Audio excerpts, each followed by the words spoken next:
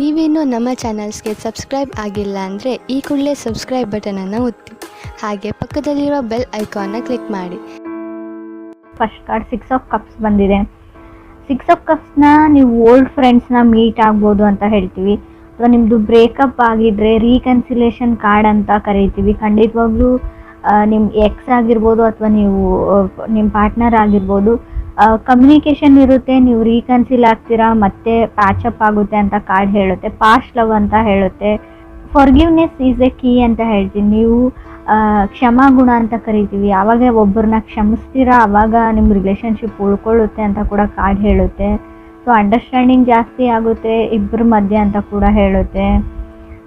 ತುಂಬ reserved person ಅವರು, ಅವರಷ್ಟಕ್ಕೆ ಅವರೇ ಇರ್ತಾರೆ. ಕೆಲವು ವಿಷಯಗಳನ್ನ ಅವರಷ್ಟಕ್ಕೆ ಅವರೇ ಇಟ್ಕೊಂಡಿರ್ತಾರೆ, ಎಲ್ಲನೂ ನಿಮ್ಗೆ ಹೇಳಲ್ಲ ಅಂತ ಕಾರ್ಡ್ ಹೇಳುತ್ತೆ. ಅಥವಾ ಈ ಥರ ನೀವು ಕೂಡ ಇರ್ಬೋದು.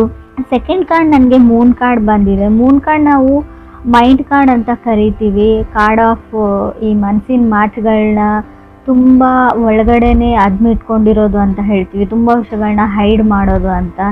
ಸೊ ತುಂಬ ಕನ್ಫ್ಯೂಷನ್ಸ್ ಇರುತ್ತೆ ಈ ಮಂತ್ ನಿಮಗೆ. ಇದನ್ನು ಮಾಡಲಾ, ಅದನ್ನು ಮಾಡಲಾ, ಇದನ್ನು ಮಾಡಿದರೆ ಚೆನ್ನಾಗಿರುತ್ತೆ. ಸೊ ಅಥವಾ ನಿಮ್ಮ ಪಾರ್ಟ್ನರ್ಗೆ ಅಥವಾ ನಿಮ್ಮ ಲವರ್ಗೆ ಇರ್ಬೋದು, ಮೆಸೇಜಸ್ನ ಟೈಪ್ ಮಾಡಿ ಕಳಿಸ್ದೇ ಇರ್ತೀರಾ, ಕಾಲ್ ಮಾಡಬೇಕು ಅಂತ ಅಂದ್ಕೊಳ್ತೀರಾ ಬಟ್ ಮಾಡಲ್ಲ.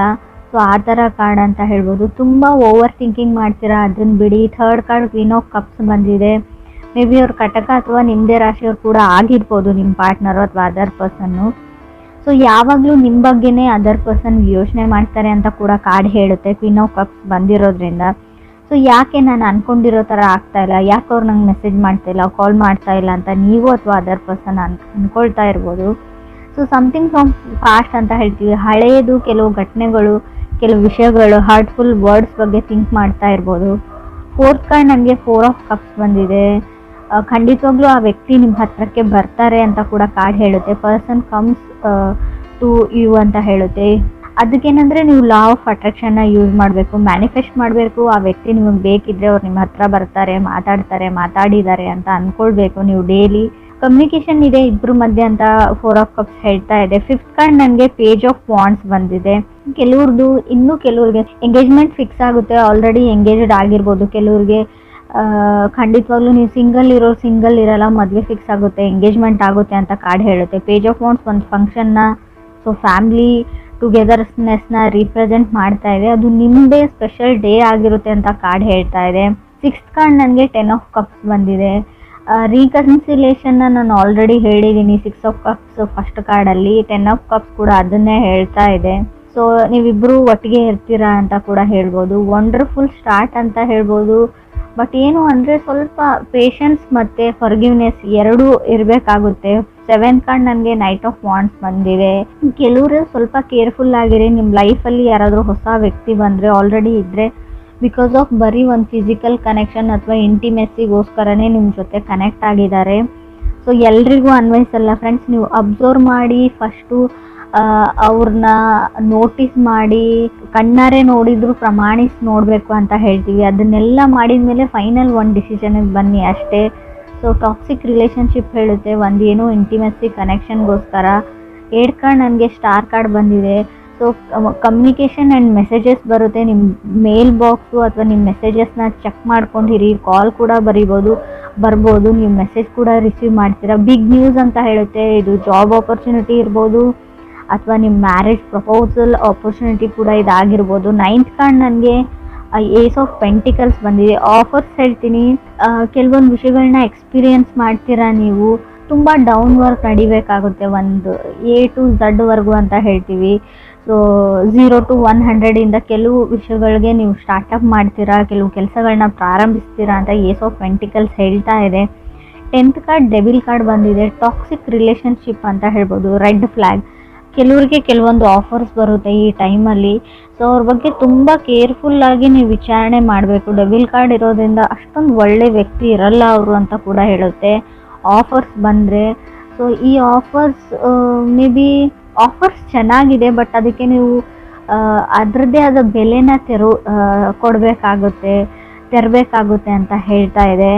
ಮೋರ್ ಓವರ್ ಈ ಆಫರ್ಸ್ ನಿಮಗೆ ಯಾವ ಕಡೆಯಿಂದ ಬರುತ್ತೆ ಅಂದರೆ ನಿಮಗೆ ತುಂಬ ಹತ್ತಿರದ ರಿಲೇಟಿವ್ಸಿಂದ ತುಂಬ ಒಳ್ಳೆ ವ್ಯಕ್ತಿ ಕಡೆಯಿಂದನೇ ಅದು ಬರುತ್ತೆ. ಬಟ್ ಅವರು ಯಾವ ಥರ ಇದ್ದಾರೆ ಅಂತ ಅವ್ರಿಗೂ ಗೊತ್ತಿರಲ್ಲ. ಸೊ ಬ್ಲೈಂಡ್ಲಿ ನೀವು ಯಾರನ್ನು ನಂಬೇಡಿ. ಆಲ್ರೆಡಿ ಕೆಲವರು ಹಳ್ಳಕ್ಕೆ ಬಿದ್ದಿರ್ಬೋದು ಅಂತ ಕೂಡ ಕಾರ್ಡ್ ಹೇಳುತ್ತೆ.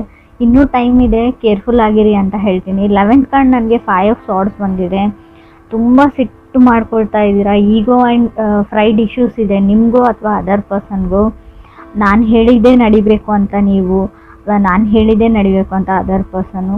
ಈಗೋ ಪ್ರಾಬ್ಲಮಿಂದ ನಿಮ್ಮ ರಿಲೇಷನ್ಶಿಪ್ ಹಾಳಾಗುವಂಥ ಚಾನ್ಸಸ್ ಕೂಡ ಇದೆ. ಸೊ ಅದು ಕೂಡ ಕಾರ್ಡಲ್ಲಿ ಕ್ಲಿಯರಾಗಿ ಗೊತ್ತಾಗ್ತಾ ಇದೆ. ಏನೇ ಇಶ್ಯೂಸ್ ಇದ್ದರೂ, ಏನೇ ಬ್ರೇಕಪ್ ಆಗಿದ್ರೂ ಕೂಡ, ಸೊ ರೀಕನ್ಸಿಲೇಷನ್ ನಿಮ್ಮದು ನಡೆದ್ರೂ ಕೂಡ ಮತ್ತೆ ನೀವು ಸಪ್ರೇಷನ್ ಆಗುವಂಥ ಚಾನ್ಸಸ್ ಇದೆ. ಇಟ್ಸ್ ಲೈಕ್ ಎ ಸೈಕಲ್ ಇದ್ದಂಗೆ. ಫುಲ್ ದೂರ ಆಗಿಬಿಡ್ತೀರಿ ಅಂತ ಹೇಳಲ್ಲ, ಬಟ್ ಈ ಫೈಟ್ಸು ವಾರ್ಗೆ ಎಂಡ್ ಇರಲ್ಲ.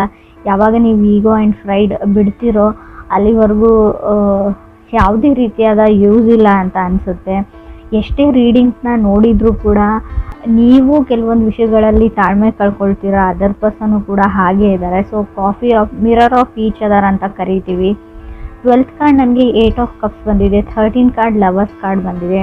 ಎಷ್ಟೇ ಟೈಮ್ ಆದರೂ, ಎಷ್ಟೇ ಸರ್ತಿ ಜಗಳ ಆದರೂ, ಎಷ್ಟೇ ದೊಡ್ಡ ಮಟ್ಟದ ಜಗಳ ಆದರೂ ಕೂಡ ನೀವು ಮತ್ತೆ ಯು ಕಮ್ ಬ್ಯಾಕ್ ಟುಗೆದರ್ ಅಂತ ಕಾರ್ಡ್ ಹೇಳುತ್ತೆ. ಕೆಲವರಿಗೆ ಏನೇ ಆಗಿರಲಿ, ನೀವು ತುಂಬ ಎಕ್ಸ್ಪೀರಿಯನ್ಸ್ ಮಾಡಿರ್ಬೋದು ಇಲ್ಲಿವರೆಗೂ, ತುಂಬ ಸರ್ತಿ ಜಗಳ ಆಡಿರ್ಬೋದು, ತುಂಬ ತಿಂಗಳುಗಳ ಕಾಲ ದೂರ ಇರ್ಬೋದು, ತುಂಬ ವರ್ಷನೂ ದೂರ ಇದ್ದಿರ್ಬೋದು ಕೆಲವರು. ಮತ್ತೆ ವಾಪಸ್ ಅದೇ ಸೈಕಲ್ಗೆ ಬ್ಯಾಕ್ ಆಗ್ತೀರಾ, ಮತ್ತೆ ನೀವಿಬ್ಬರು ಸೇರ್ತೀರಾ, ಕೂಡ್ತೀರಾ ಅಂತ ಕೂಡ ಕಾರ್ಡ್ ಹೇಳ್ತಾ ಇದೆ. ಲವರ್ಸ್ ಕಾರ್ಡ್ ಇದೆ, ಕೆಲವ್ರಿಗೆ ಆಫರ್ಸ್ ಬರುತ್ತೆ ಖಂಡಿತವಾಗ್ಲೂ. ಬಟ್ ಡೆವಿಲ್ ಕಾರ್ಡ್ ಇರೋದ್ರಿಂದ ಕೆಲವ್ರಿಗೆ ರಾಂಗ್ ಆಫರ್ಸ್ ಬರುತ್ತೆ, ಮಿಸ್ ಆಪರ್ಚುನಿಟೀಸ್ ಆಗುವಂಥ ಚಾನ್ಸಸ್ ಇದೆ. Lovers card falling in love ಅಂತ ಹೇಳುತ್ತೆ. ಹೊಸ ವರ್ಷದಲ್ಲಿ ನಿಮಗೆ ಯಾರ ಮೇಲಾದರೂ ಸ್ಟ್ರಾಂಗ್ ಆಗಿ ಫೀಲಿಂಗ್ಸ್ ಡೆವಲಪ್ ಆಗೋ ಚಾನ್ಸಸ್ ಇದೆ. ಅಥವಾ ಕ್ರಾಸ್ ವಾಚರ್ಸ್ ಯಾರಾದರೂ ಇದ್ದರೆ, ಬೇರೆ ರಾಶಿಯವ್ರಿಗೂ ಹೇಳ್ತಾ ಇದೆ, ಅವ್ರ ಮೇಲೆ ಕ್ರಶೋ ಅಥವಾ ಲವ್ವೋ ಆಗುವಂಥ ಚಾನ್ಸಸ್ ಇದೆ.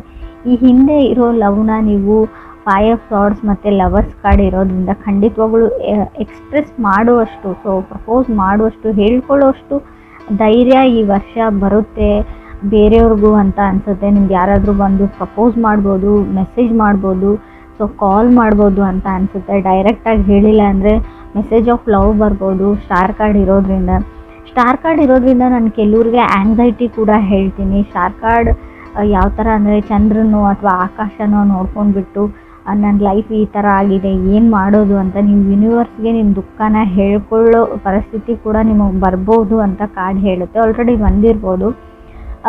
ಏನು ಅಂದರೆ ನಾವು ಯಾವಾಗಲೂ ನೆಗೆಟಿವ್ ಆಗಿ ನನ್ನ ಲೈಫಲ್ಲಿ ನೆಗೆಟಿವೇ ಇದೆ, ಇದೇ ಥರ ಇದೆ ಅಂತ ಯೂನಿವರ್ಸ್ಗೆ ಹೇಳಿದರೆ ನಿಮ್ಗೆ ಅದೇ ಬೇಕು. ಇಟ್ಸ್ ಲೈಕ್ ನೀವು ಪ್ರೇಯರ್ ಮಾಡ್ಕೊಳ್ತಾ ಇದ್ದೀರಾ, ಇದೇ ಲೈಫ್ ಬೇಕು ಅಂತ. ರಾಂಗ್ ಮೆಸೇಜ್ ಹೋಗುತ್ತೆ ಅಂತ ನಾನು ತುಂಬ ಸರ್ತಿ ಹೇಳಿದ್ದೀನಿ. ನಿಮ್ಗೆ ಏನು ಬೇಕು ಎಕ್ಸಾಕ್ಟಾಗಿ, ಯಾವ ಖುಷಿ ಬೇಕು ಅದನ್ನು ಫೀಲ್ ಮಾಡಿಕೊಂಡು ಕೇಳ್ಕೊಳ್ಳಿ, ಖಂಡಿತ ಅದು ನಿಮ್ಗೆ ಸಿಗುತ್ತೆ ಅಂತ ನಾನು ಹೇಳ್ತೀನಿ. ತುಂಬ ಸರ್ತಿ ಯಾವಾಗಲೂ ನಾವು ನೆಗೆಟಿವ್ ಅಥವಾ ಓವರ್ ಥಿಂಕಿಂಗ್ ಮಾಡೋದ್ರಿಂದ ಯೂನಿವರ್ಸ್ಗೆ ಏನು ಅನಿಸುತ್ತೆ ಅಂದರೆ ನಿಮ್ಗೆ ಅದೇ ಬೇಕಾಗಿದೆ, so you need that life ಅಂತ ಅದಕ್ಕೆ ಅನಿಸ್ಬಿಡುತ್ತೆ. ಸೊ ಅದನ್ನೇ ಗ್ರ್ಯಾಂಟ್ ಮಾಡೋವಂಥ ಚಾನ್ಸಸ್ ಇದೆ.